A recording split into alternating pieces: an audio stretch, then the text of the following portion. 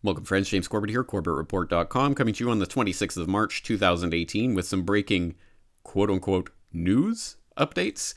What am I talking about? I'm talking about investigators raiding Cambridge Analytica's London offices looking for information surrounding this Facebook data harvesting scandal in Cambridge Analytica, and what did they have to do with the Trump election or with the Brexit vote, and what's going on here, what's this company about. And for people who don't know, the MSM is also there to give you the background details and tell you all about the scandal. Cambridge Analytica parent company bragged about interfering in elections, according to a report, and this is citing the good old Big Brother corporation, talking about SCL Elections, the parent company of Cambridge Analytica, having interfered in the Nigerian elections in 2007, in Latvia 2006, Trinidad Tobago 2010, all of which bragged about openly in the SCL Elections online materials, or their brochures and pamphlets anyway.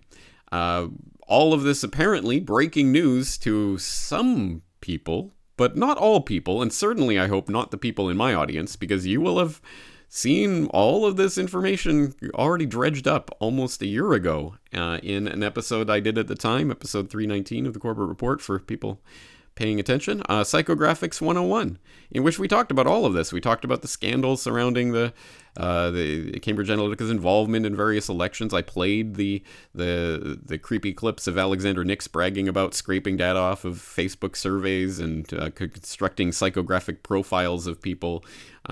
We addressed the different scandals that are coming out now, and Cambridge Analytica walking this back and saying, well, we can do this, but we didn't do this in the elections. And we talked about the legal troubles they were in at that time with the Information Commission Office starting to look into this. So all of this is old news if you have your ear to the ground and if you're staying tuned to places like the Corbett Report. And on that note, I find it interesting that Julian Assange seems to have discovered that Mark Zuckerberg is a bad person.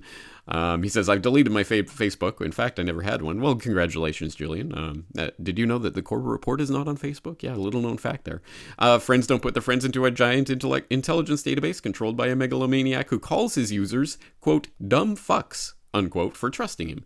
Yes. For those who don't know, this is from an exchange that came out years and years and years ago where yes, Mark Zuckerberg, he definitely does not treat his users very well. But again, you would have heard that many years ago from the Corbett Report. If you watched my last word on privacy video, you will have heard that exact quote a long time ago. This was from 2013. In fact, I remember covering this a couple of years before that point at Sunday Update in 2011. So anyway, for people who are just getting this message now from Julian Assange, well, you could have got it from James Corbett many, many years ago.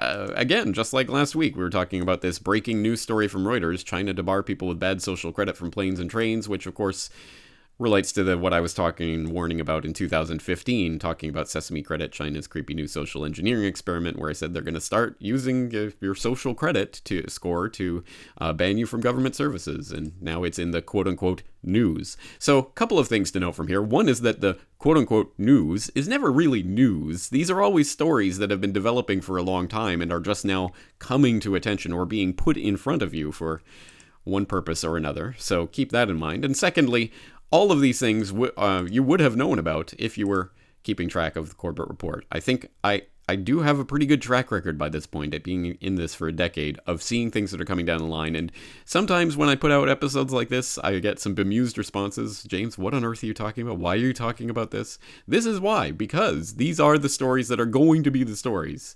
They're coming along, they're coming down the pipe, and I can see them developing. I didn't just fall off the turnip truck. So anyway, I will of course put the link to Psychographics 101 in the show notes for this video so you can go and explore that particular podcast if you hadn't heard it already and find out more about what is quote-unquote in the news.